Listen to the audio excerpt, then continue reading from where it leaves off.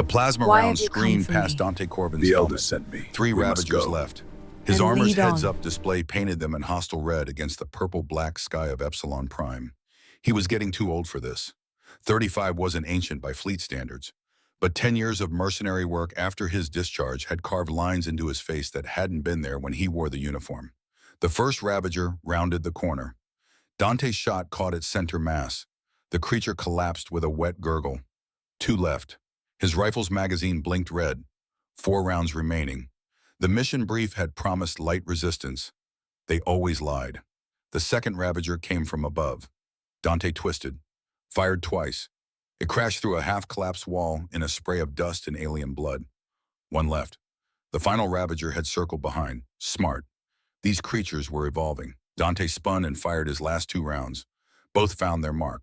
The Ravager collapsed. Dante had stopped feeling much of anything years ago. He keyed his comm unit. Spectre's Edge, this is Corbin. Package secured. Compound clear. Static answered, then a voice cool and measured. Acknowledge, Commander. Baron Virax is ready to receive you. Commander, they still called him that sometimes. He'd stopped correcting them. What did titles matter when you'd already lost everything that gave them meaning? The Baron's citadel loomed against the darkening sky. All crystalline spires and holographic banners. Wealth and power made visible. But wealth and power paid his bills, kept his ship running, kept him moving. And movement was all that mattered now. The throne room was excessive, ostentatious, designed to make visitors feel small. Baron Virax lounged on a seat carved from massive emerald. His skin shimmered with barely contained arrogance. Ah, the mercenary. The Baron's voice carried the same condescending lilt Dante had heard from 100 petty tyrants across 100 worlds. The Ravagers are dead, Dante said. His voice came out flat, professional. As requested. Now pay me. Baron Virax's laugh sounded like breaking glass. Of course, payment. We had an agreement, didn't we? The Baron gestured. Guards disappeared through a side entrance. Dante's hand drifted towards his sidearm. Something felt wrong. The guards returned, pushing an ornate wooden cart, and on that cart lay the most beautiful creature Dante had ever seen. Her skin glowed with ethereal green luminescence. Her hair cascaded like midnight water. She wore a gown that left little to imagination. But it was her eyes that stopped Dante's breath. They burned, with rage, with intelligence, with fire that spoke of battles fought in silence. She was paralyzed from the waist down. Dante could see it in the way her legs lay motionless, despite her upper body's tension. Meet my daughter, Baron Virax announced. Thessa, damaged goods, I'm afraid. An unfortunate accident left her, less than whole. The princess's voice cut through the room like a blade.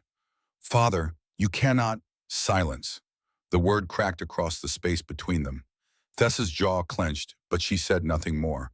Her eyes found Dante's, held them, pleaded and challenged in the same desperate look. She's been nothing but a burden, the Baron continued. Useless for marriage alliances, worthless for succession. But perhaps you might find some value in her. Consider it payment for services rendered. Dante stared at the Baron, then at Thessa, then back at the Baron. You're joking. I assure you I am not, unless you'd prefer to leave empty-handed. The threat wasn't subtle. Dante counted the guards. 8. His ship was 3 kilometers away. His fuel reserves running on fumes. He'd just spent his last ammunition. He was trapped. Thessa's voice emerged quiet, controlled, laced with venom. If you think I'll be some helpless damsel for you to sell to the highest bidder, you're gravely mistaken human. Dante met her gaze again, saw the steel beneath the rage, the calculation behind the fury. This wasn't a woman broken by circumstance. This was a warrior forced to fight on an unfair battlefield. He recognized that look. He'd seen it in his own mirror too many times. Fine, Dante said. The word tasted like ash. Load her onto my ship. Excellent choice. Baron Virax's smile was all teeth and malice. I do hope you get some use out of her before she expires. The guards transferred Thessa to a hover gurney with all the gentleness of dock workers handling cargo. She never made a sound, never showed weakness. But Dante saw the way her fingers gripped the rails, saw the tremor she couldn't quite suppress. As they moved toward the exit, Thessa spoke without looking at him. I know what you're thinking. Black market value. Species collectors pay premium for exotic specimens, even damaged ones. I wasn't... Save it. I've studied you. Dante Corbin, former fleet commander, dishonorably discharged 7 years ago. Now you take whatever work pays, whatever keeps you moving, whatever helps you forget. Her words hit harder than the ravager that had nearly killed him. How did she know you're well informed? I'm not useless just because I can't walk. My mind works fine, better than fine, and right now it's calculating exactly how long before you try to auction me off. They reached the landing pad where his ship waited. The Spectre's edge looked exactly like what it was. A former military patrol craft stripped of its weapons and dignity, held together by spare parts and stubborn refusal to die, much like its owner. I haven't decided what to do with you, Dante said. It was the truth. Then let me help you decide. Thessa's eyes locked onto his. I have information about my father's weapons deals, his connections to the Ascendancy, his illegal operations across 6 systems, information worth more than whatever price you think I'll fetch. Dante paused at the ship's loading ramp. Why would you betray your own father? That man stopped being my father the day he decided a paralyzed daughter was worth less than garbage. He's been trying to dispose of me for months. This was just his latest attempt. The hover gurney docked with the ship's medical bay. Thessa transferred herself with surprising upper body strength, every movement practiced. Efficient, the result of years adapting to limitations others couldn't imagine. Dante watched her settle into the medbay bed, watched her arrange her useless legs with clinical detachment, watched her face never betray the humiliation she must be feeling. So what's your proposal, he asked. Simple. You help me access restricted medical facilities. There's experimental neural technology that might restore mobility. In exchange, I give you enough intelligence to buy 3 new ships and retire somewhere warm. And if I just torture the information out of you. Thessa's smile was razor sharp. Because Dante Corvin, I've done my research on you. You're many things. Mercenary, smuggler, occasional hero to the downtrodden. But you're not that kind of monster. She was right. Damn her. She was right. We'll discuss terms, Dante said, after I get us off this rock. Space was indifferent. That's what Dante had always loved about it. No judgment, no expectations, just the cold mathematics of trajectory and velocity. Out here, you could almost forget you were human. The Spectre's edge cut through the void at sublight speeds. Faster than light travel required fuel Dante couldn't afford. Thessa spent the first 3 days in the medical bay. Silent, watching, learning the ship's rhythms and Dante's routines. On the 4th day, she spoke. Your reactor is failing. While Dante was running diagnostics at the engineering console, he didn't look up. I know. The harmonic frequency is off by 0.7%. You're losing efficiency. At this rate, you'll need a full replacement in 6 months. Now he looked up. She was propped against pillows, datapad in hand, somehow tapped into his ship's systems. How did you, I told you my mind works fine, better than fine. I've been mapping your ship's infrastructure since we launched. Your security protocols are adequate, but not exceptional. Took me about 2 hours to bypass them. Dante should have been angry. Instead, he found himself impressed. That's illegal. So is human trafficking. Yet here we are. She had a point. Over the next week, they fell into an uneasy rhythm. Dante piloted, maintained systems, tried to ignore the constant awareness of her presence. Thessa accessed his databases, analyzed his ship, occasionally offered suggestions that were annoyingly accurate. They didn't speak much, but silence between them felt different than the silence Dante usually kept. Less like isolation, more like consideration. On day 8, Dante found her in the common area he'd rigged up. She'd transferred herself from the medical bay using the ship's maintenance rails, pulled herself along with upper body strength that spoke of years of adaptation.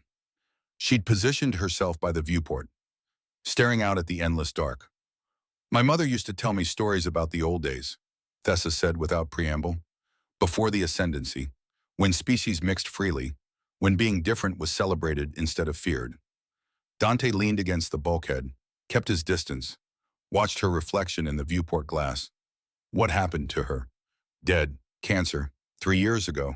My father blamed it on genetic weakness, said she'd polluted our bloodline by caring about inferior species. I'm sorry. Don't be. She was the strong one. I'm just trying to live up to her example. The silence stretched. Dante found himself speaking before he thought better of it. You play chess. Thessa turned. Surprise flickered across her features. I'm paralyzed, not brain damaged. That wasn't what he stopped. Started again. I have a set. Physical pieces. Pre-war antique. Helps pass the time. Something shifted in her expression. The perpetual anger softened just slightly. I'll play, but I should warn you, I don't lose gracefully. Neither do I. Their first game lasted 2 hours. Thessa played aggressive, sacrificing pieces for positional advantage, pressing forward with relentless, tactical precision. Dante played defensive, patient, waiting for the mistake that never came. She won. You let me win, she accused. I did not. You're a former fleet commander. I've seen your service record. You commanded tactical operations across 12 campaigns. You know strategy. Knowing and executing are different things. You're good. Thessa studied him with those burning eyes.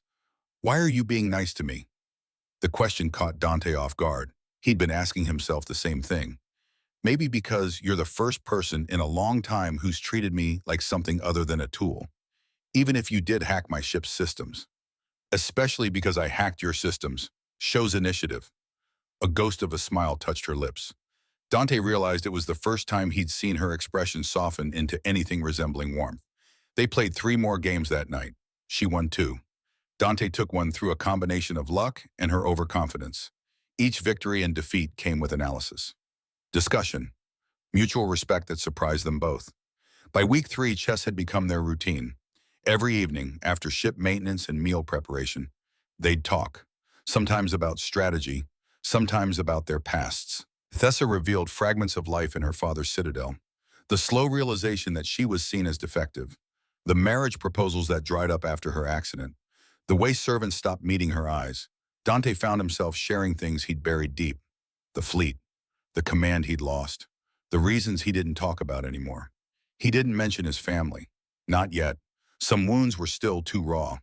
On day 22, Thessa made her formal proposal. Station Meridian, 3 days from here at current speed. Dr. Alara Voss operates a private neural research facility. Cutting-edge technology.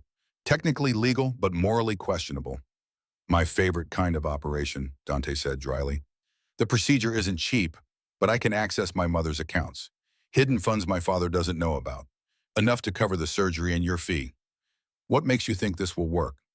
Nothing is guaranteed. But the neural bridge technology has shown promise in reconnecting damaged nerve pathways. If it works, I could walk again.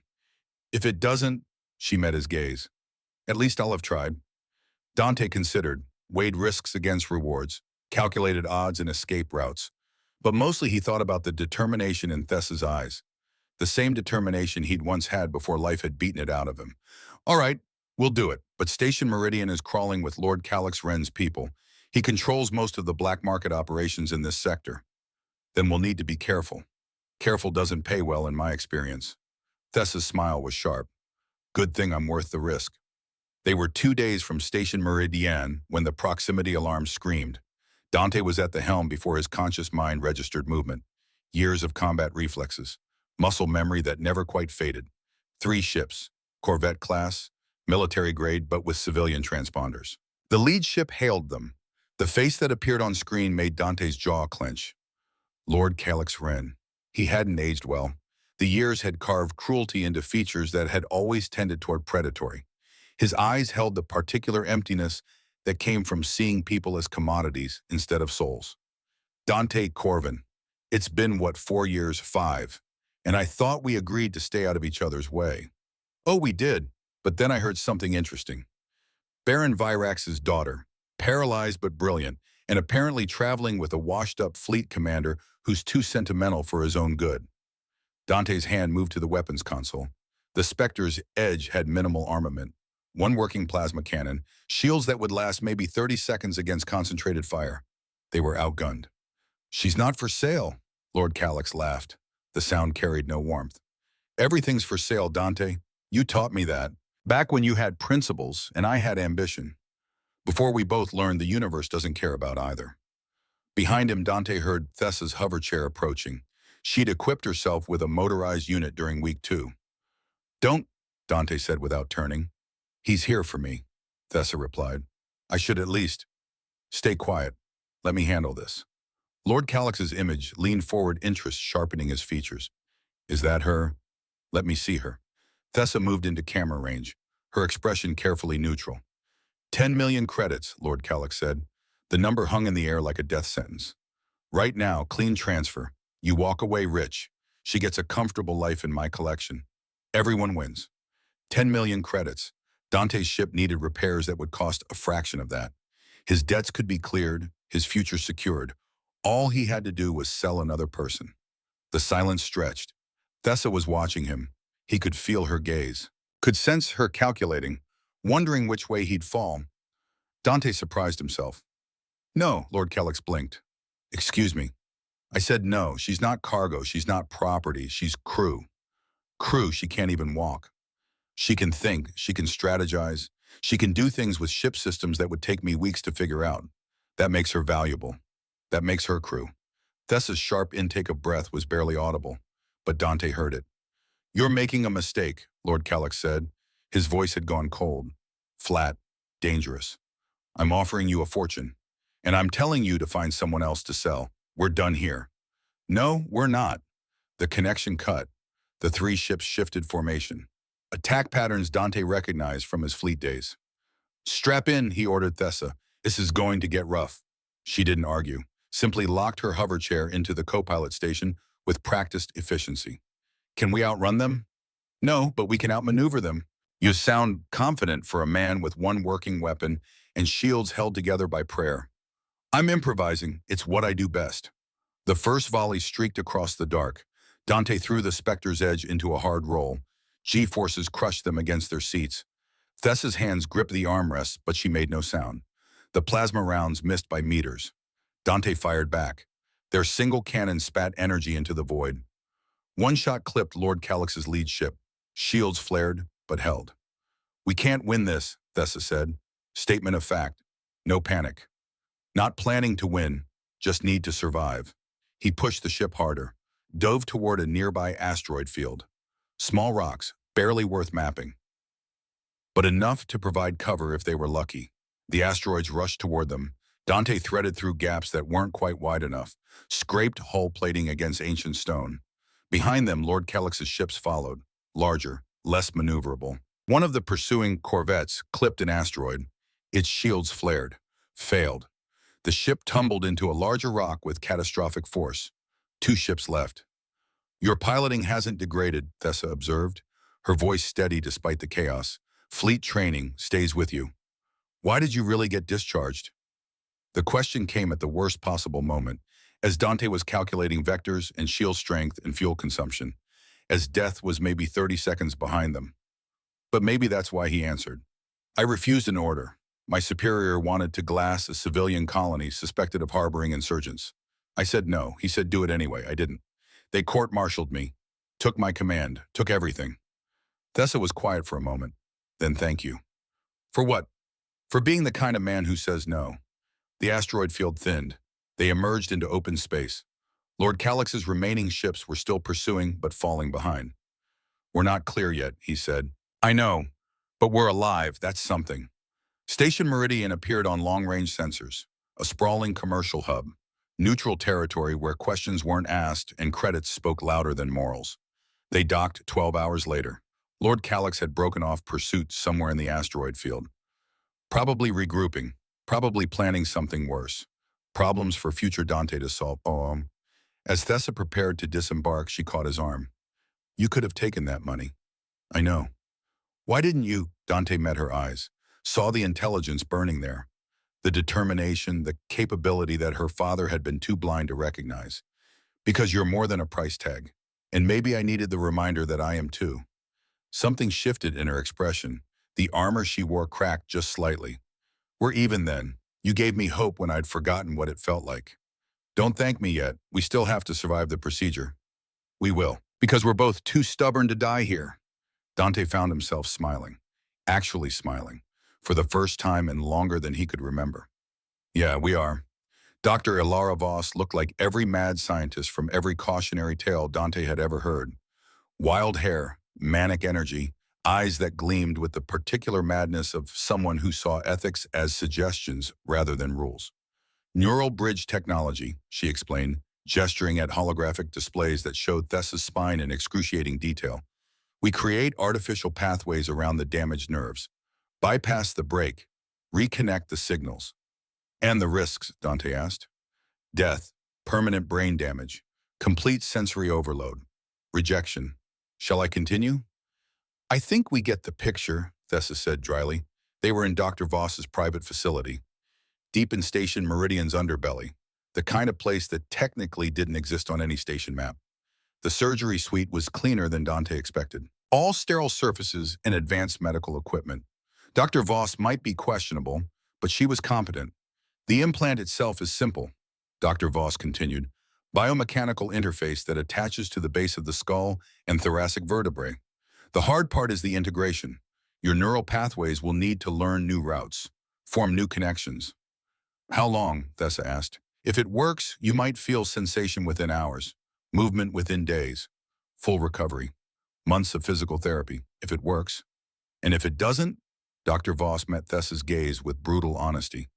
Then you're in the same position you are now, paralyzed, but with expensive hardware in your spine. I'll take those odds. Dante watched Thessa's face, saw no fear, only determination. The same determination he'd seen when she beat him at chess, when she hacked his ship's systems, when she faced down her father's cruelty. You don't have to do this, he said. Yes, I do. Because I can't spend the rest of my life wondering what if. The surgery took 6 hours. Dante spent every minute in the observation room, watching through reinforced glass as Dr. Voss and her team worked with mechanical precision, watching Thessa's vitals on screens that beeped and hummed with artificial life. He'd told himself he was staying because she'd paid for his services, because it was professional obligation. He was lying. The truth was simpler and more terrifying. Somewhere in the past 4 weeks, Thessa had stopped being cargo, stopped being a transaction, stopped being anything other than someone he cared about. The realization hit him like plasma fire. When had that happened? When had her presence become something he looked forward to? When had her voice become familiar instead of foreign? When had he started feeling again? Dr. Voss emerged from the surgery suite, looking exhausted but satisfied. It's done. The implant is in place. Now we wait. How long? Could be hours, could be days. Neural integration isn't predictable. Dante was allowed into the recovery room an hour later. Thessa lay unconscious, bandages wrapped around her head and neck. Medical monitors tracked her vitals with steady, reassuring beeps. He pulled a chair beside her bed, sat down, waited. The hours crawled past with the particular cruelty of time when you're helpless to do anything but watch. Dante found himself talking to her unconscious form, rambling about nothing and everything. He told her about his first command, about the thrill of leading a fleet through impossible situations, about the pride he'd felt wearing the uniform. He told her about the court-martial, about standing in front of men he'd respected and hearing them call him a coward, a traitor, a failure. He didn't tell her about his family, still couldn't. That wound was too deep, too raw. On the second day, Thessa's eyes opened. Did it work? Her voice was rough from intubation, desperate with hope and fear. I don't know. Can you feel anything?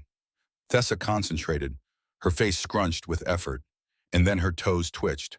The movement was so small it was almost imperceptible. But Dante saw it. They both saw it. Thessa's eyes filled with tears. I felt that. I felt my toes move. Dante reached for her hand without thinking, squeezed it. She squeezed back with surprising strength. It worked, he said. It actually worked. Not completely. I can feel sensations, but movement is... She concentrated again. Her legs shifted slightly. It's there. It's weak, but it's there. Dr. Voss entered, ran scans, checked readings. Her expression shifted from professional to genuinely surprised. This is remarkable. The integration is happening faster than any case I've documented. Your neural pathways are adapting at an accelerated rate. Why? Thessa asked. Unknown. Could be your species biology. Could be the specific nature of your original injury. Could be pure luck. But something in Dr. Voss's expression suggested she wasn't telling them everything. Over the next week, Thessa's recovery progressed with startling speed. She could feel both legs, could move her ankles, could flex her knees. The weakness remained, but sensation was returning. Dante watched her work through physical therapy with the same determination she brought to chess. Every small victory celebrated. Every setback analyzed and overcome. You're a fighter, he said during one session. I've had to be. When the universe decides you're broken, you have two choices. Believe it or prove it wrong. Which did you choose? Both. I believed it for a while. After the accident, when I realized I'd never walk again, I gave up, wanted to die. The admission was quiet, raw. What changed?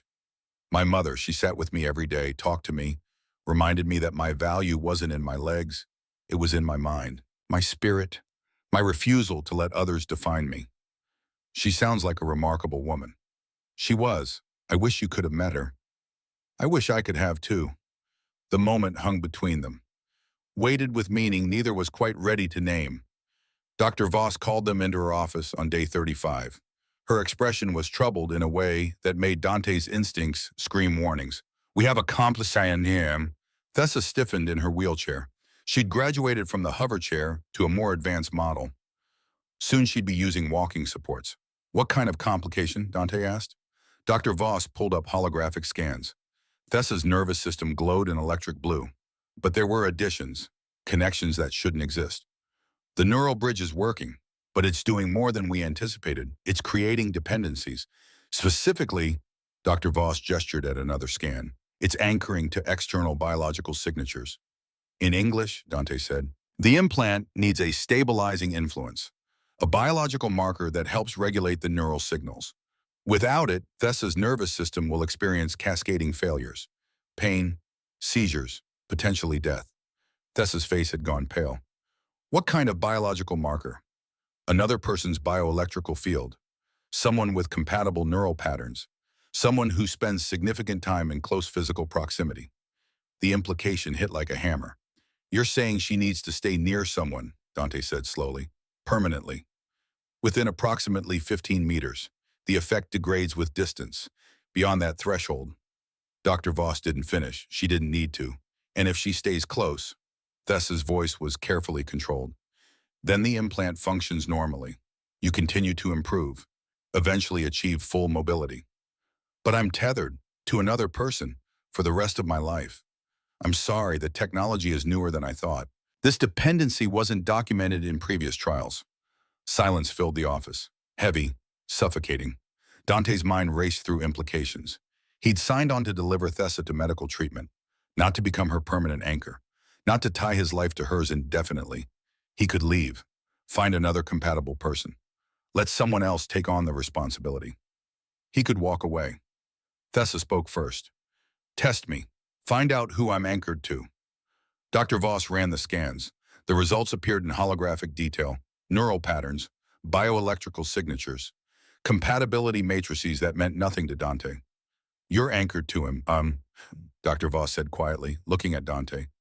Your patterns have synchronized. The implant recognized his bioelectrical field during recovery, when you were unconscious, when he was here, talking to you. It bonded to his signature as the stabilizing influence.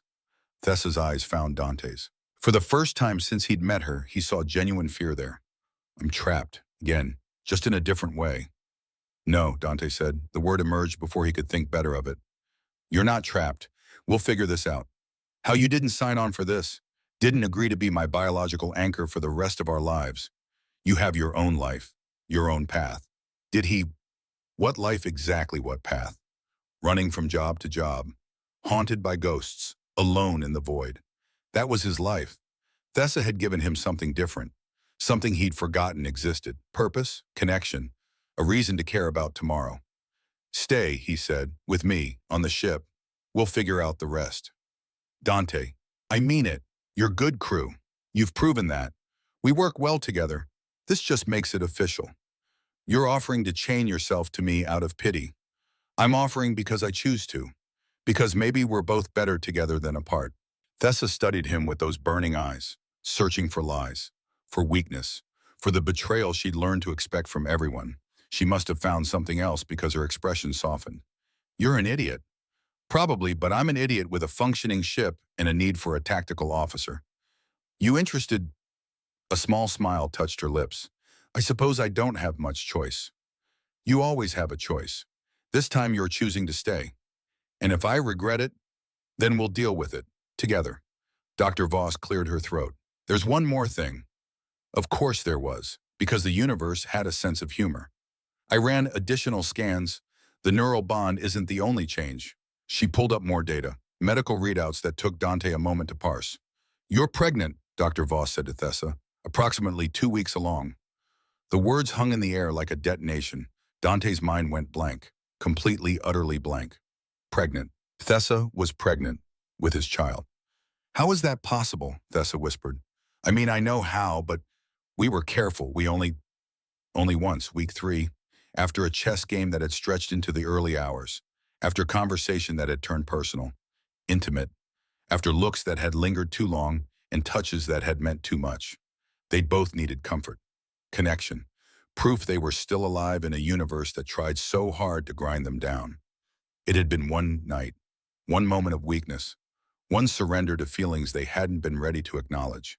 "The pregnancy is actually stabilizing the neural implant," Dr. Voss said. Her voice held a note of wonder. "The fetal development is creating additional hormonal cascades. These are reinforcing the neural pathways, strengthening the bond. So I need to be pregnant to be stable." Tessa's voice was sharp, panicked. "No, the pregnancy is accelerating healing, but the bond itself is permanent regardless. The pregnancy is a happy accident. From a medical standpoint." Dante found his voice. "Tessa, I didn't know. I didn't plan." "I know." She cut him off. "I don't regret it. That night, I don't regret you, but this is complicated," he finished. "That's one word for it." They sat in Dr. Voss's office. Two people who'd been strangers 8 weeks ago, now bound together by technology and biology and choices neither had fully understood. "What do you want to do?" Dante asked quietly. Tessa's hand moved to her abdomen, flat still, showing no signs of the life growing within. "I want to keep it, the baby. If you—" "Yes." No hesitation. "Yes." He'd lost one family, one chance at this. The universe was offering another. He'd be damned if he wasted it. Tessa's eyes glistened. "You're sure?" "I've never been more sure of anything. You don't even know me." "Not really. 2 months on a ship isn't—" "It's enough. I know you're brilliant, brave, strong. I know you beat me at chess 3 times out of 5. I know you hack security systems for fun. I know you face challenges head-on instead of running. That's enough." "What about love?" The question was soft, vulnerable, everything Thessa usually wasn't. Dante considered his answer carefully.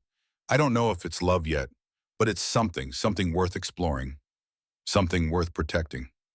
That's more than I've had in a long time." Thessa nodded slowly. "Then we try. We figure this out. Together." Together. They left Dr. Voss's facility with instructions for prenatal care and neural monitoring. Walked through Station Meridian's crowded corridors. Two people whose lives had just changed in ways neither fully comprehended. As they approached the Spectre's edge, Thessa stopped. "Dante, thank you." "For what?" "For seeing worth when everyone else saw broken. For choosing to stay when you could have run. For giving me a chance I never thought I'd have." He met her gaze, saw the future reflected there. Uncertain, complicated, terrifying, beautiful. "We're going to figure this out," he said. "All of it. The implant, the pregnancy, whatever comes next. Promise, promise." They boarded the ship, sealed the hatches, prepared for departure. Somewhere in the void, Lord Calix Wren was planning revenge. Baron Virax was plotting their demise. The Ascendancy was watching with ancient, patient malice. But in that moment, none of it mattered. Dante had found something he thought he'd lost forever. Hope. And standing beside him, learning to walk again, carrying his child, was the woman who'd given it back to him. The universe hadn't broken them. Not yet. Not while they still had each other. The first sign came during a routine systems check. Dante was in the engine room, elbow deep in reactor maintenance. The kind of work that required focus and steady hands and the ability to ignore the radiation warnings flashing across his HUD. Thessa was supposed to be resting in the medical bay. Doctor's orders. Her body was healing, adapting to the neural implant and the pregnancy simultaneously. She needed rest.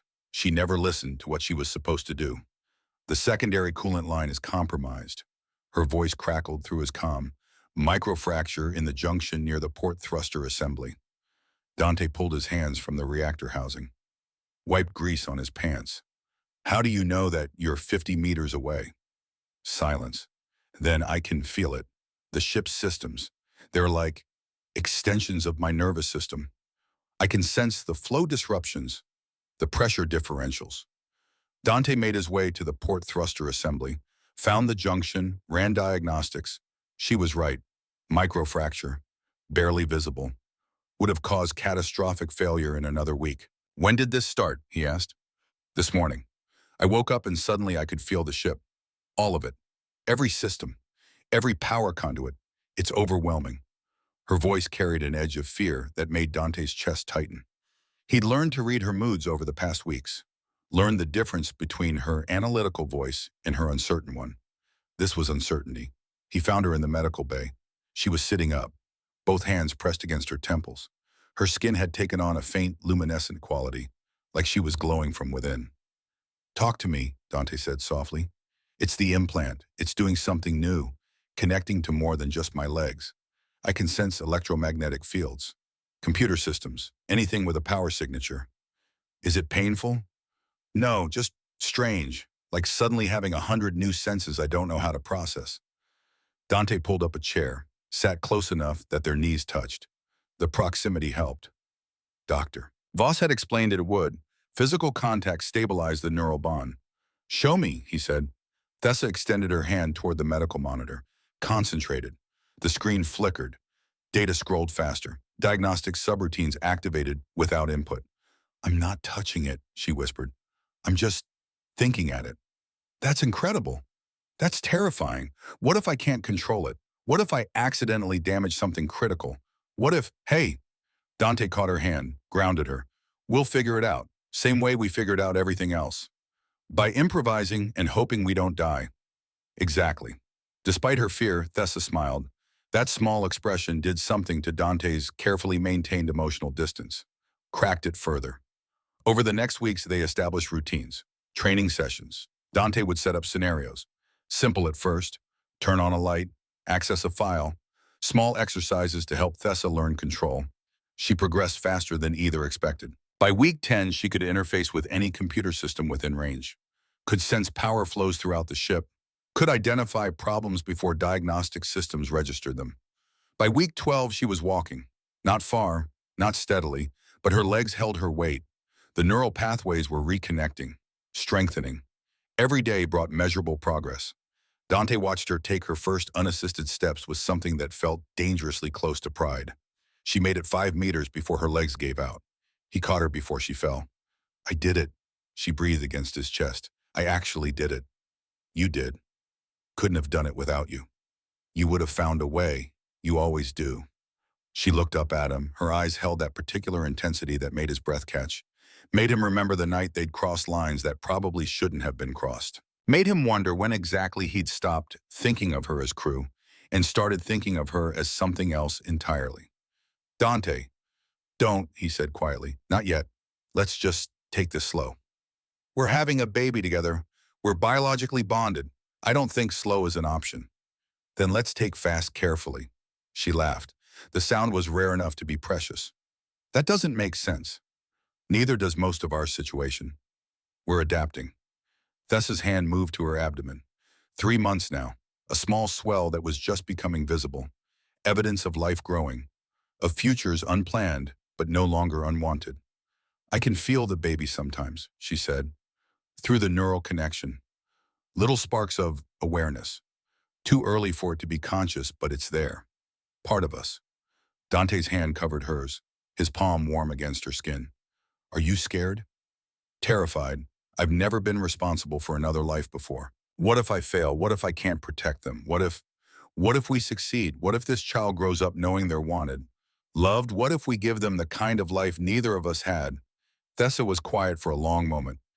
You'd be a good father. I have no idea how to be a father. Neither did mine, but you're already better than him. The compliment hit harder than Dante expected. He'd spent years convinced he had nothing left to offer, that his best days were behind him. Thessa made him want to be better, want to try, want to believe tomorrow might actually matter.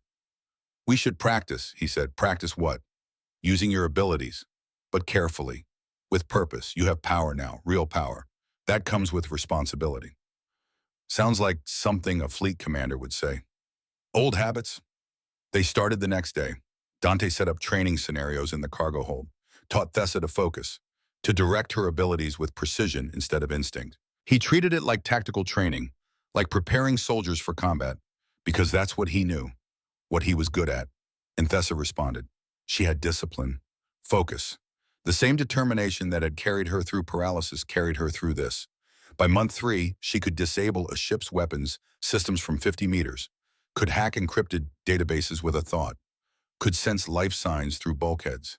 She was becoming formidable, and she was terrified of it. The message from the resistance found them in deep space, encrypted, routed through a dozen relay points. Untraceable. It was an invitation. There are others, Thessa read from the decoded transmission. Aliens like me, disabled, discarded, considered worthless by their societies. They heard about what happened, about me walking again. They want to know if it's real. Dante studied the message, analyzed it for traps, for threats, for the 1,000 ways it could go wrong. Could be a setup, he said. Could be hope. She had a point. They met the resistance on a neutral station. A dozen beings, various species, various disabilities, all carrying the same look Dante had first seen in Thessa's eyes. Desperation mixed with determination. Their leader was a Valkyrie named Senna. 3 of her 4 limbs were prosthetic, crude replacements for limbs lost in an industrial accident. Show us, Senna said without preamble. Prove you can walk. Thessa stood, slowly, still unsteady but improving daily. She took 10 steps, turned, walked back. The silence that followed was reverent. How, someone whispered. Thessa explained. Neural implants, advanced technology, experimental procedures. She left out the parts about biological bonding and pregnancy. Some details were still private. We could help others, she said, if we had funding, resources. Dr. Voss needs materials, equipment. We have something better than resources, Senna replied. We have information about the people who did this to us, about the systems that discard anyone they consider imperfect. What kind of information? Baron Varax, Lord Calix Wren, a dozen others. We've been collecting evidence for years, waiting for the right moment, the right voice. Senna looked at Thessa with something like hope. You could be that voice, noble-born, victim of your own father's cruelty, walking proof that the discarded have value. Dante felt warning bells in his gut, the same instinct that had kept him alive through 100 dangerous situations. If she speaks out, she becomes a target. She's already a target, Senna countered. Might as well make it mean something. Thessa met Dante's eyes. A silent conversation passed between them. He could see her weighing risks, calculating odds, coming to the same conclusion he'd already reached. This was bigger than them. What do you need? Thessa asked. They spent 2 weeks preparing the broadcast, compiling evidence, verifying sources, building an airtight case against Baron Virax's weapons trafficking, against his connections to the Ascendancy, against the systematic persecution of anyone deemed genetically imperfect. Dante watched Thessa transform. She'd always been intelligent, strategic, but now she was becoming something else, a leader, a symbol. It scared him how much he admired her for it. The broadcast went out across every major communication network simultaneously. Thessa's face, her story, her evidence, irrefutable proof of corruption and cruelty. The response was immediate and overwhelming. Support flooded in from unexpected corners, outrage from the oppressed, denial from the powerful, threats from those who had the most to lose. Lord Calix Wren sent a message personally. You've made a terrible mistake, little princess. No one crosses me and lives to regret it. Baron Virax was conspicuously silent. We need to move, Dante said. Before they coordinate a response. But they were already too late. The assassins came during a supply run on Station Helix. 3 of them. Professional, silent, deadly. Dante was in the market district, purchasing food and medical supplies. Thessa was supposed to be on the ship, safe, protected. She'd followed him, stubborn, independent, insisting she didn't need to hide. The first assassin struck from an alley. Plasma blade aimed for Dante's spine. He twisted. Muscle memory. Fleet training. The blade missed by centimeters. Dante's return strike was lethal. Clean. Efficient. The assassin dropped. The second came from above. Dropped from the station's maintenance catwalks. Dante barely had time to raise his guard before the assassin froze. Completely. Utterly. Still. Thessa stood 10 meters away, her hand extended, her eyes glowing with that eerie internal light. every muscle in her body rigid with concentration. Tessa, don't... She clenched her fist. The assassin's neural system overloaded. Synapses fired all at once. The creature convulsed, screamed, collapsed, dead. The third assassin saw what happened. Ran. Dante turned to Tessa. Her hand was shaking. Her face had gone pale. She stared at the dead assassin with an expression of absolute horror. I killed them, she whispered. I just thought about stopping their brain and it happened. Dante crossed the distance between them, pulled her against his chest, felt her shaking. You protected us. I murdered them. With my mind. With these abilities I can't control. You can control them. You chose to stop a threat. That's not murder. That's survival. What's the difference? The question hung between them. Heavy, complex, without easy answers.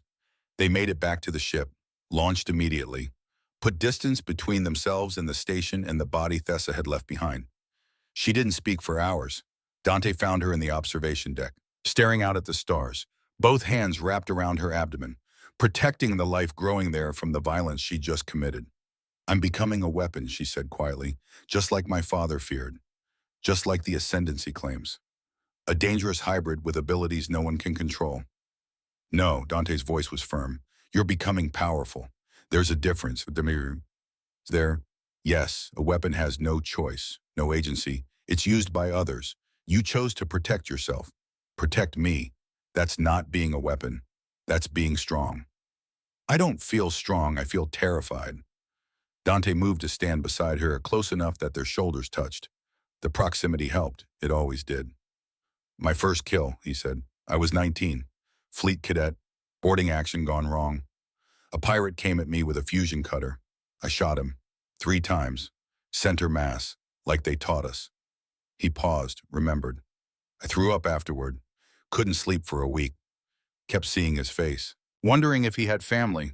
If someone missed him. If I was a murderer. What changed, my commander? She told me something I've never forgotten. She said, the fact that you're asking these questions means you're not a monster. Monsters don't worry about becoming weapons. They embrace it. You're human, flawed, capable of terrible things, but also capable of choosing not to be terrible. Tessa looked at him. Really looked.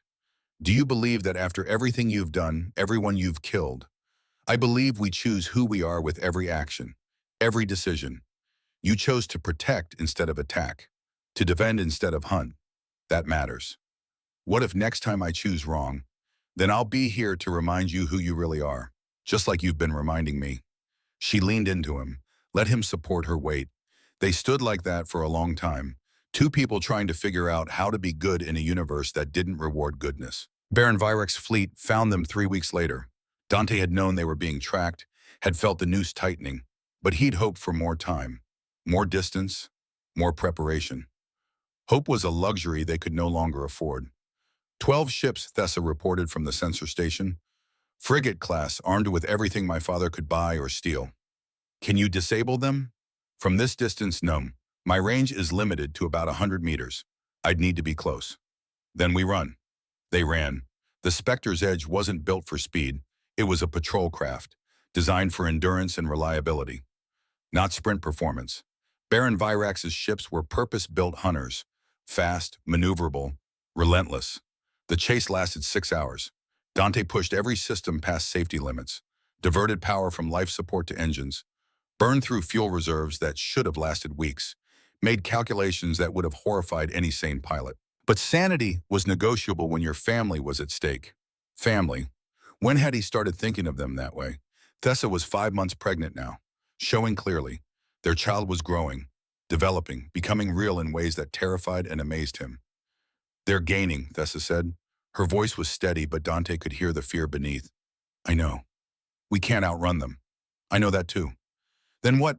The ship's systems went dark. Every screen, every control, every system just stopped.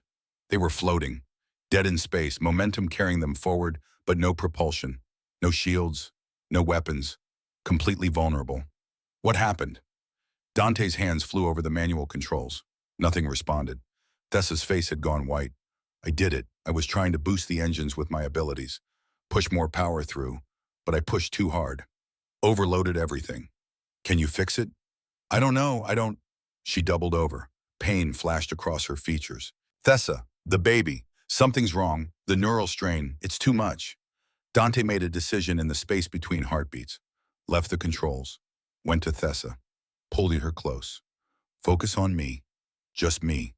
Feel my heartbeat. Match your breathing to mine. The ship. Doesn't matter if you're not okay. The ship is a metal. You're alive. You're what matters. He felt her relax slightly against him, felt the tension ease. The neural bond between them pulsed, stabilized. The ship's systems flickered, came back online one by one. Emergency power first, then navigation, then propulsion. Thessa had rebooted everything from proximity, from physical contact with Dante, her abilities channeled through their bond. I'm sorry, she whispered. I almost killed us. You saved us by admitting you needed help. Baron Virak's ships were closing. 2 minutes out, maybe less. Dante returned to the controls.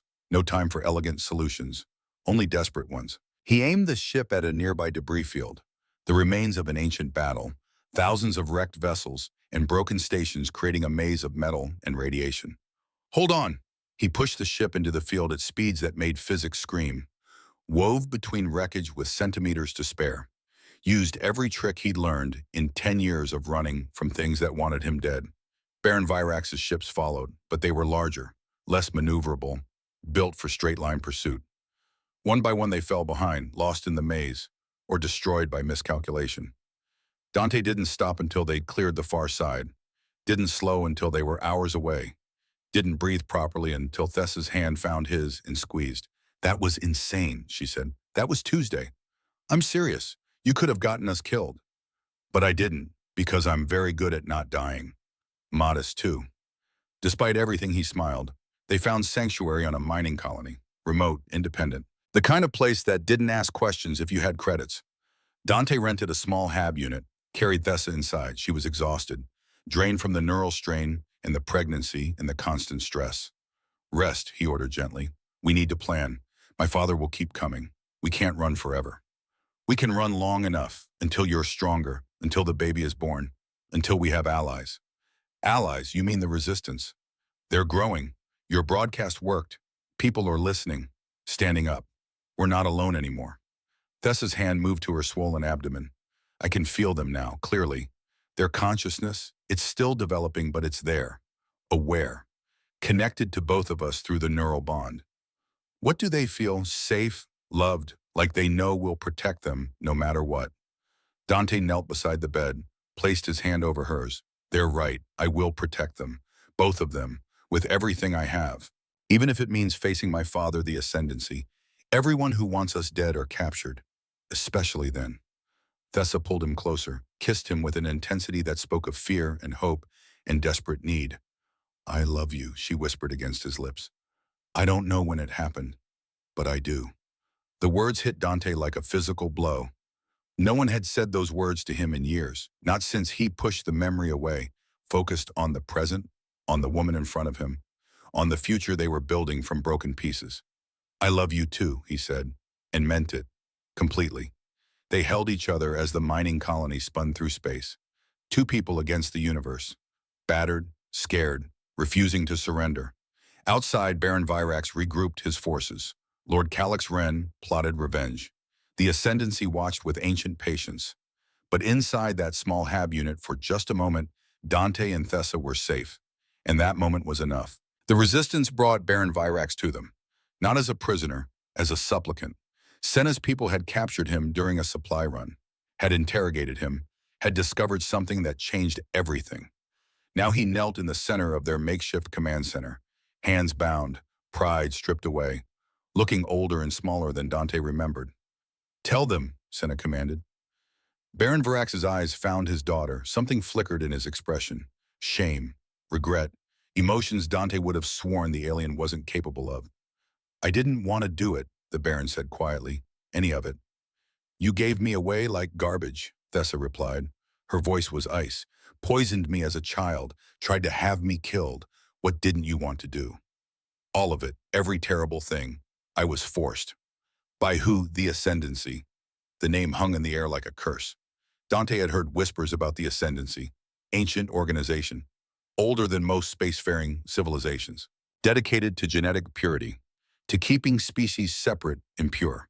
They were the architects of the discrimination Thessa had faced, the ideological foundation for treating anyone different as defective. Explain, Thessa demanded. Baron Virax's story emerged in fragments. Painful, broken, true. 20 years ago, he'd fallen in love with Thessa's mother, a union between species. Forbidden by ascendancy doctrine, but not illegal. They'd married, had a child. The ascendancy had sent warnings, demands, threats. Baron Virax had ignored them, had believed his position and wealth could protect his family. He'd been wrong. They came for your mother first, he said. Didn't kill her, just took her. Put her in a stasis pod somewhere I could never find. Said they'd keep her there forever unless I cooperated. Cooperated how, Dante asked. By being their example. By showing the sector what happens when species mix. They demanded I poison Thessa, make her paralyzed, defective, living proof that hybrids are flawed. Thessa's face had gone pale. You paralyzed me, deliberately. I had no choice. They had your mother, and they threatened you too. Said if I didn't comply, they'd do far worse than paralysis. So you chose the lesser evil. I chose to keep you alive, even if it meant you'd hate me, even if it meant becoming the monster you see now. Silence filled the room. Dante studied Baron Virax, looked for lies, for manipulation, for the 1,000 ways this could be a trap. He found only broken honesty. Where is she? Thessa asked. My mother, where are they keeping her? I don't know. They move her periodically. Show me proof of life to keep me compliant. The last time was 6 months ago. Before you gave me to Dante. Yes, they ordered me to dispose of you. Said your existence was a liability. I couldn't kill you. Couldn't bring myself to. So I found another way. Gave you to someone who might actually see your worth. Baron Virax looked at Dante. I researched you, Dante Corvin, former fleet commander, court-martialed for refusing to kill civilians. You had principles, compassion, everything I'd lost. I gambled that you'd see Thessa as I should have, as someone deserving protection. You gambled with your daughter's life, Dante said coldly. Yes, and you proved me right. You saved her, helped her walk, protected her, gave her the life I couldn't. Thessa was shaking. Dante could feel her neural patterns fluctuating, anger and confusion and grief warring for dominance. All those years, she whispered, all that pain, you could have told me the truth. They were watching, always watching. If I'd shown weakness, shown love, they'd have used it against us. I had to make them believe you were worthless to me. Had to be convincing. You were very convincing. The bitterness in Thessa's voice could have cut steel. Baron Virax bowed his head. I know, I'm sorry. I know it's not enough. Can never be enough. But I am sorry. Senna stepped forward. We verified his story, intercepted ascendancy communications. His wife is alive, being held in a facility in the Kronos sector. We could rescue her, someone suggested. No, Thessa's voice was firm. That's what they want, for us to come to them, to walk into whatever trap they've prepared. Then what do we do? Dante asked. Thessa turned to her father. You said they threatened worse than paralysis. What did they threaten? Baron Virax hesitated. Then they said if I didn't comply, they'd make you watch as they dissected your mother, while she was still alive, still conscious. They have technology that can keep people aware during. They said they'd make it last days. The cruelty was breathtaking, calculated, designed to break anyone with compassion. Then we end them, Thessa said. Her voice was steel. Not just rescue my mother. We destroy the ascendancy. All of it. That's impossible, Baron Virax said. They're too powerful, too entrenched. So was the belief that I'd never walk. I'm done with impossible. She looked at Dante, at Senna, at the assembled resistance. They've spent centuries teaching the universe that different equals defective, that purity equals strength. We're going to prove them wrong. We're going to show the galaxy that diversity is power. How? Senna asked. By being what they fear most, by proving that hybrids aren't weak, that those they've discarded have promise, that love is stronger than ideology. Thessa's hand moved to her abdomen, 6 months pregnant now, their child growing inside her, living proof of everything the ascendancy claimed was impossible. My baby will be the first of a new generation, she said. Human and alien, enhanced and natural. Everything they hate, everything they fear. She looked at her father. You want redemption? Help us. Give us everything you know about the Ascendancy. Their locations, their operations, their weaknesses. If I do that, they'll kill your mother. They're going to kill her anyway. Eventually, when you're no longer useful. This way we have a chance to save her and stop them from doing this to anyone else. Baron Virax met his daughter's eyes, saw the strength there, the determination, the fire that no amount of poison or cruelty had managed to extinguish.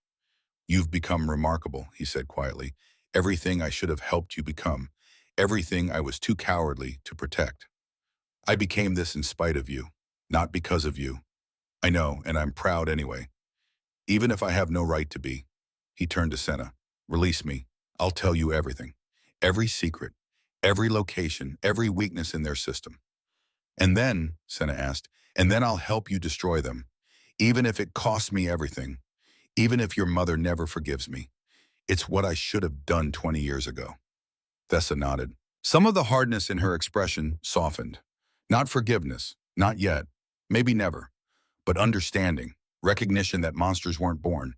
They were created through choices and circumstances and fears. Her father had made terrible choices, but he was trying to make better ones now. It was a start.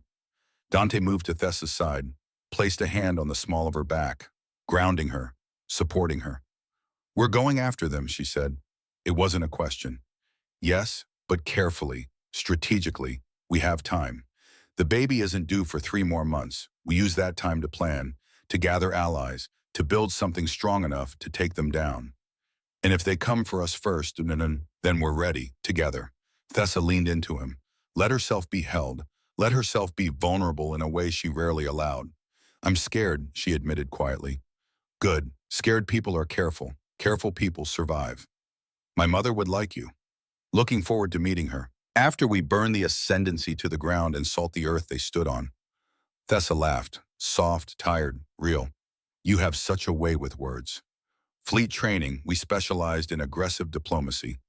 Around them, the resistance began to mobilize. Plans forming, strategies developing, hope kindling in hearts that had learned to expect only disappointment.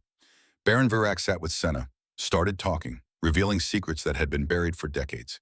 Each revelation another nail in the Ascendancy's coffin. Dante held Thessa and felt the baby move, felt the life they'd created together. The future they were fighting for. 3 months until the child was born. 3 months to prepare for war. 3 months to prove that love and capability were stronger than hate and purity. The Ascendancy had spent centuries building their ideology, their systems, their power. Dante and Thessa were going to tear it all down, not because it would be easy, but because it was right. And because they'd both learned that inner strength meant nothing if you didn't fight for it. The universe was watching. Time to show them what the discarded could accomplish when they refused to stay broken. Time to become the revolution. The resistance had grown. What started as a dozen outcasts had become hundreds, then thousands. Beings from across the sector. United not by species or ideology, but by simple truth. They'd all been told they were worthless, defective, better off dead, and they'd all refused to believe it. Dante stood in the command center of their commandeered station, a former mining outpost transformed into a military hub. Screens showed fleet positions, supply routes, intelligence reports streaming in from operatives across known space. He'd become a commander again, not by choice, by necessity.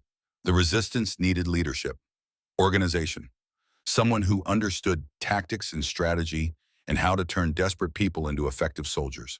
Dante had spent 7 years running from that responsibility, running from the memories of command, of decisions that got people killed. But Thessa needed him. Their child needed him. The thousands who'd placed their faith in them needed him. So he stopped running. Fleet status, he asked. Senna pulled up tactical displays. 37 ships, mismatched, cobbled together from salvage and stolen parts. Crews that had never trained together. Weapons systems that barely functioned. Against the Ascendancy's perfectly coordinated armada, they didn't stand a chance. We're outgunned by a factor of 10, Senna said. No emotion, just facts. Then we don't fight fair. Dante began marking positions on the holographic star chart. Ambush points, choke points, places where superior numbers meant nothing against superior positioning. We hit them here and here, forced them to divide their fleet. Then we punch through the gap and hit their central command. That's suicide, someone objected. That's war. And we're committed now. Thessa entered the command center, 7 months pregnant, moving slowly but steadily. Her neural abilities had continued developing, strengthening, becoming something unprecedented. She could sense minds across kilometers now, could interface with dozens of computer systems simultaneously, could coordinate information flows that would overwhelm any normal consciousness. But the pregnancy was taking its toll. She tired easily, needed frequent rest. The baby was growing rapidly, drawing resources, preparing for a birth that terrified and excited them both. The ascendancy sent a message, she said. Her voice carried an edge Dante had learned to recognize as barely controlled rage. He pulled up the transmission. High Architect Valen's face appeared. Ancient, alien, features that suggested a species Dante didn't recognize.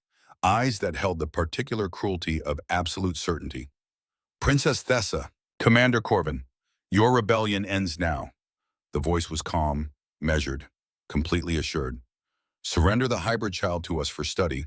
In exchange, we'll spare Baron Virax's homeworld. The 7 billion people living there will continue their existence. Refuse and we demonstrate what happens to those who defy natural order. The transmission showed planetary coordinates.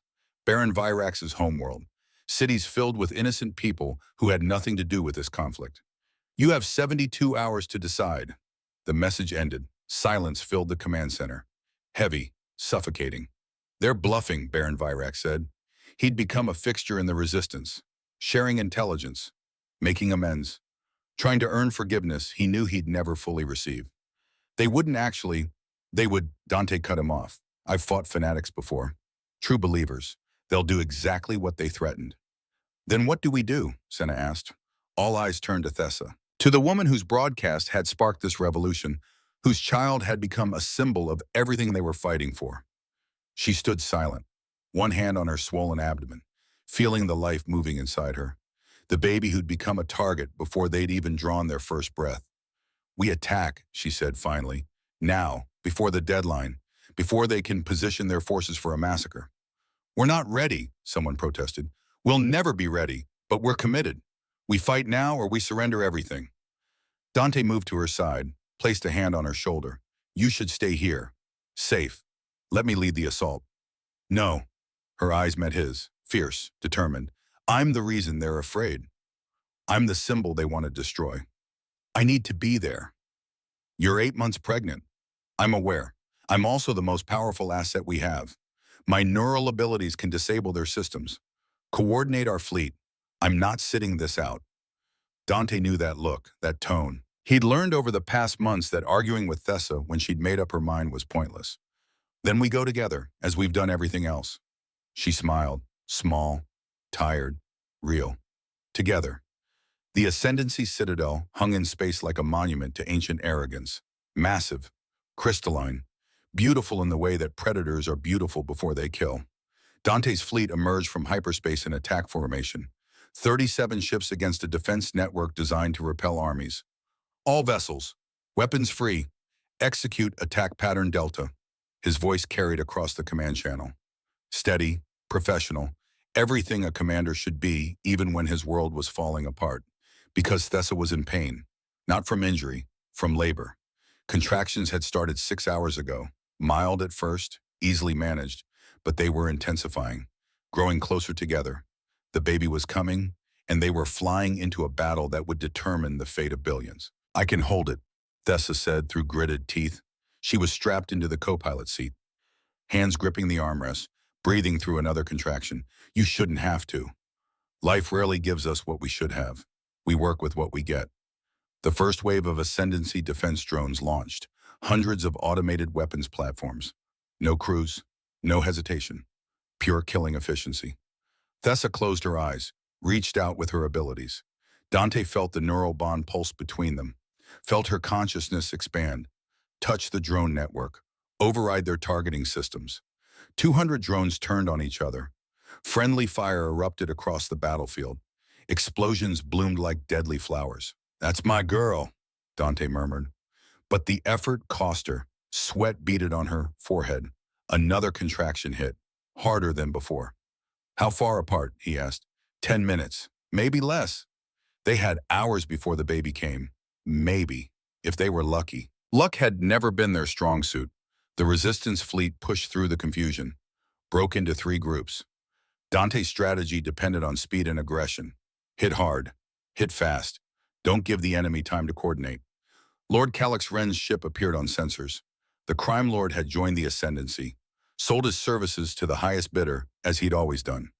Personal grudge, Dante muttered. Couldn't resist. Let me handle him, Thessa said. You're in labor. I can multitask. She reached out again, found Lord Calix's ship, wormed into its systems with the ease of long practice, shut down weapons, shields, life support, left him floating, helpless, alive but neutralized. Mercy, Dante asked. He's not worth killing. Let him drift. Let him think about all the choices that brought him here. The fleet reached the Citadel's outer hull, massive doors designed to withstand planetary bombardment, unopenable by conventional means. Thessa's neural abilities weren't conventional. She found the door controls, overrode security protocols that had stood for centuries. The doors opened like a mouth waiting to swallow them whole. All teams, proceed to objective points. Remember, we're not just fighting for ourselves. We're fighting for everyone who's been told they don't matter. Dante's boarding team breached the Citadel, 20 soldiers, resistance fighters from a dozen species, united by common cause.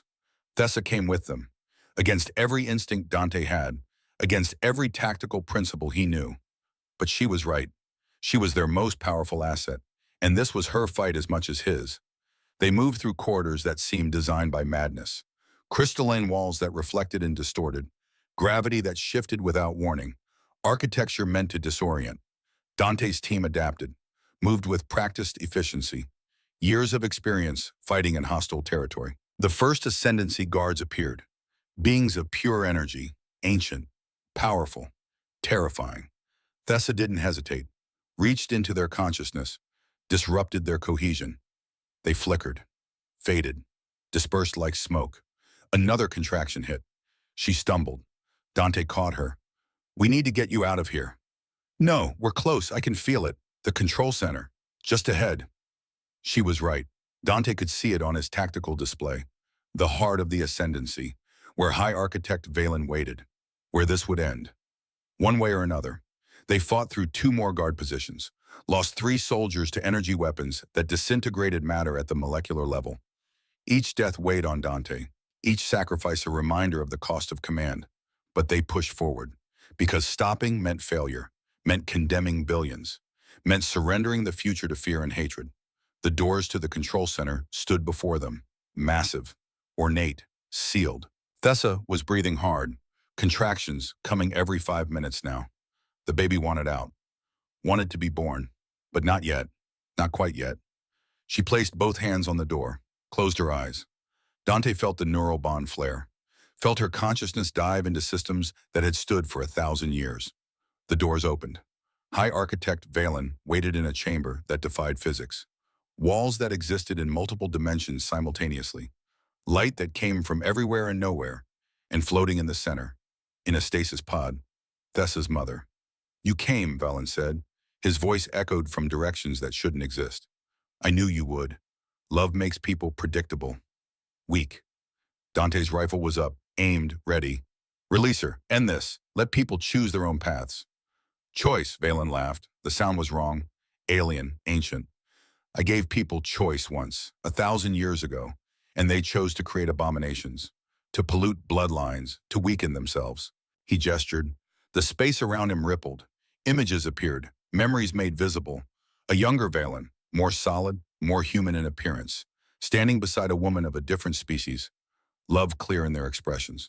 I was the first hybrid, Valen continued, human and Valkyrie, born of love, raised in hatred. Society rejected me. Both sides called me impure, damaged, better off dead. The images showed violence, persecution, a young Valen hunted through streets, attacked, nearly killed. So I transcended, became pure energy, beyond flesh, beyond weakness, and I vowed that no one would ever suffer as I suffered. That species would remain separate, pure, safe. You became what you hated, Thessa said. She was leaning against Dante, another contraction passing. You became the hatred that nearly destroyed you. I became necessary. Someone had to protect the galaxy from itself. By poisoning children, by threatening genocide, by becoming the very monster that hurt you. Valen's energy form flickered. I did what was required. No, Thessa straightened despite the pain, despite the labor that was tearing through her body. You did what was easy. You let fear win.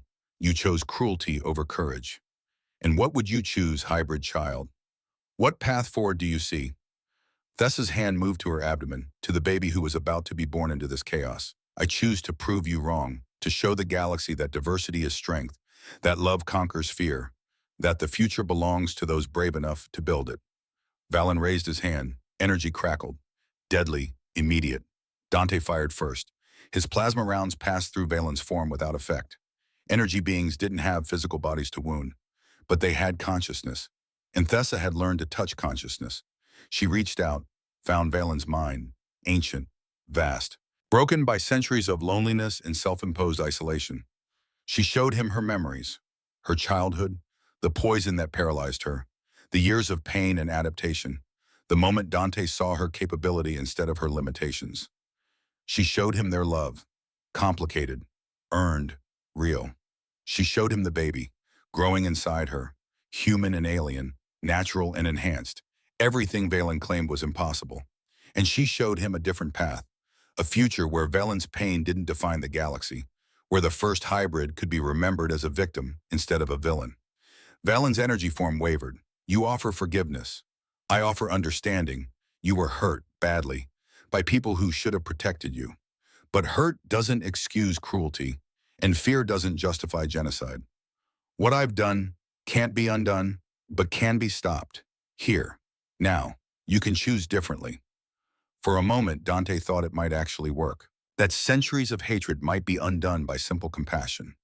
Then Valen attacked. Pure energy lanced toward Thessa, deadly, unstoppable. Dante moved on instinct, threw himself between them, felt the energy strike his chest, felt his armor overload, felt ribs crack and organs rupture. He went down hard. Thessa screamed, not from labor, from anguish. The neural bond between them flared. She felt his pain, his injury, his life slipping away. No, no, no. She knelt beside him, hands on his chest, trying to use her abilities to heal, to stop the bleeding, to keep him alive. But her abilities weren't designed for healing, and Dante was dying. Thessa, his voice was wet, blood in his lungs. The baby. Focus on the baby. I can't lose you, I won't. You won't. I'm not going anywhere, just need a minute. He tried to smile, failed, coughed blood instead. Another contraction hit Thessa, massive, overwhelming. The baby wasn't waiting anymore. She looked at Dante, at Valen, at the impossible choice before her. Save the man she loved, or deliver the child they'd created. Go, Dante whispered. I'll hold him off. You get somewhere safe. Birth our daughter. I can't do this alone. You've never been alone. I'm with you, always, even when you can't see me. Thessa kissed him, tasted his blood, felt his heartbeat growing weaker through the neural bond. Then she ran, not away from the fight, toward it. She found a service quarter, sealed the door, felt another contraction that brought her to her knees. The baby was coming. Now, through the neural bond, she felt Dante struggling to his feet, felt him raising his rifle, firing at Valen, buying her time. She reached out with her abilities, found her mother's stasis pod, overrode the locks, released her. Her mother's eyes opened, confused, disoriented, but alive. Thessa, Mom, I need help. The baby's coming. No time for explanations. No time for reunion. Just a mother and daughter facing the oldest challenge in the universe. Birth. Thessa's mother moved with practiced efficiency. Years as a medic. Training that came back despite decades in stasis. Breathe. Focus. Let your body do what it knows. Another contraction. Stronger. Thessa screamed, felt the baby moving, descending, ready to enter a universe at war. Through the neural bond, she felt Dante fall again, felt his life force dimming. Stay with me, she whispered. Please, stay with me. And then she felt them. Not Dante, the baby, consciousness emerging, awareness blooming, their daughter reaching out through the neural network that connected them all. She felt, curious, interested, ready. Push, her mother commanded. Thessa pushed, felt her body tearing, felt pain that eclipsed everything she'd ever experienced, and felt love, pure, overwhelming, absolute, one more push, one more moment of agony that transcended description, and then a cry, small, perfect, furious at being forced from warmth into cold. Her daughter, their daughter, Lyric. And with that first cry came power. The baby's neural abilities activated, not gradually, not carefully, but like a supernova.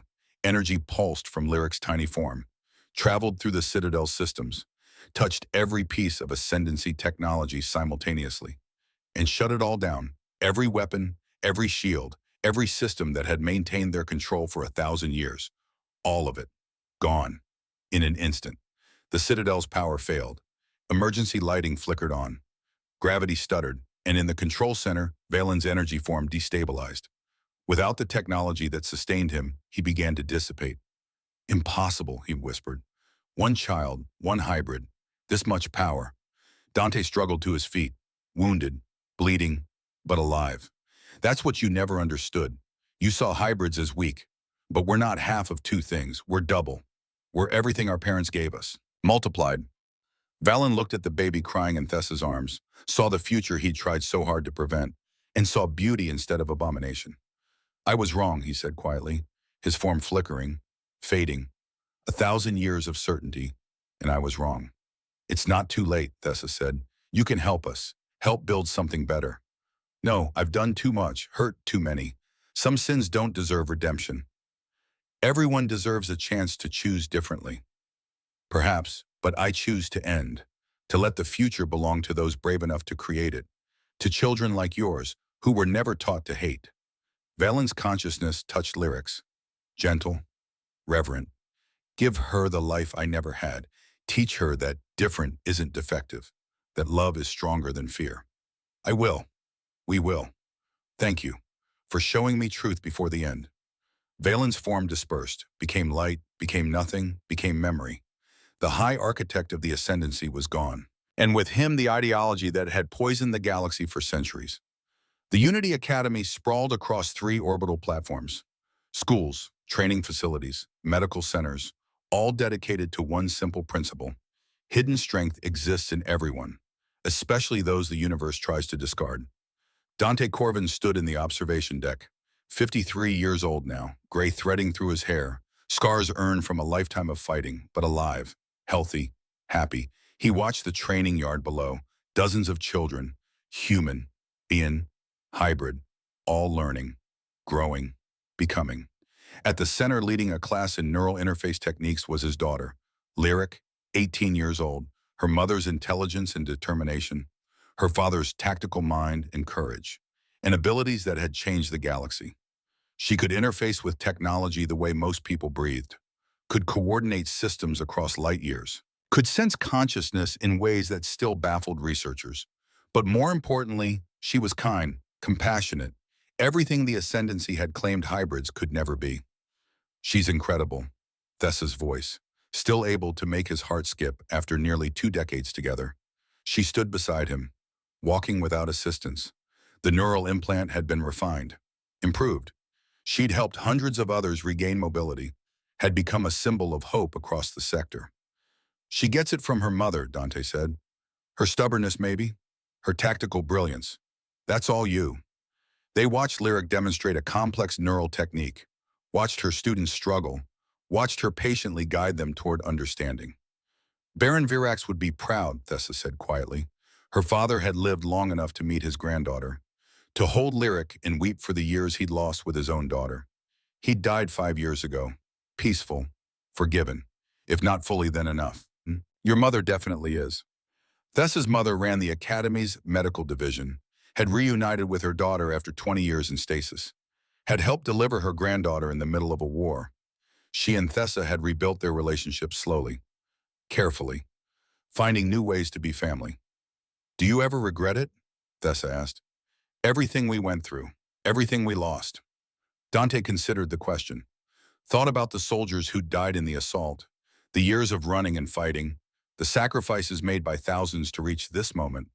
No, because look at what we built. Look at her. Lyric was laughing now. One of her students had accidentally overloaded a training console. Sparks flew, alarms blared, but instead of anger, Lyric showed patience. Showed the student how to fix the mistake.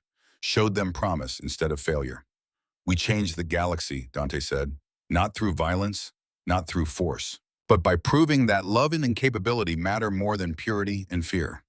Below, Lyric finished her class, looked up toward the observation deck, saw her parents watching, waved. The simple gesture carried so much meaning. Trust, love, gratitude for life. Dante waved back. Lyric made her way to the observation deck, hugged both her parents with the casual affection of someone who'd always known love. Good class, Dante asked. They're learning, slowly, but they're trying. That's what matters. That's always what matters.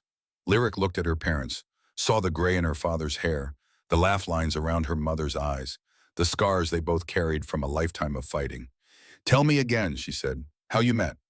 It was a ritual, a story told countless times but never growing old. Dante and Thessa exchanged glances, smiled. Your grandfather gave your mother to me as payment for a job, Dante began. Called her worthless, damaged. Expected me to sell her to the highest bidder. But Dad saw something grandfather couldn't, Lyric continued. She knew the story by heart. I saw worth, Dante finished, in a woman who'd been told she was broken. And in seeing her worth, I remembered mine. And they changed the galaxy, Lyric said softly. No, Thessa corrected gently. We proved the galaxy could change, that people could choose differently, could see value where others saw waste. They stood together, 3 generations of refusing to accept limitations, of seeing hidden strength, of choosing love over fear. Outside, the stars turned. The universe continued its ancient dance. But in Unity Academy, Dante Corvin had found peace. He'd been given a gift disguised as garbage, a paralyzed princess, a cruel joke. That had become the greatest gift of his life, because in seeing her worth, he'd rediscovered his own. And together they'd built a future from that seeing, a future that proved one simple truth. Value exists everywhere, especially in the places the universe tries hardest to hide it.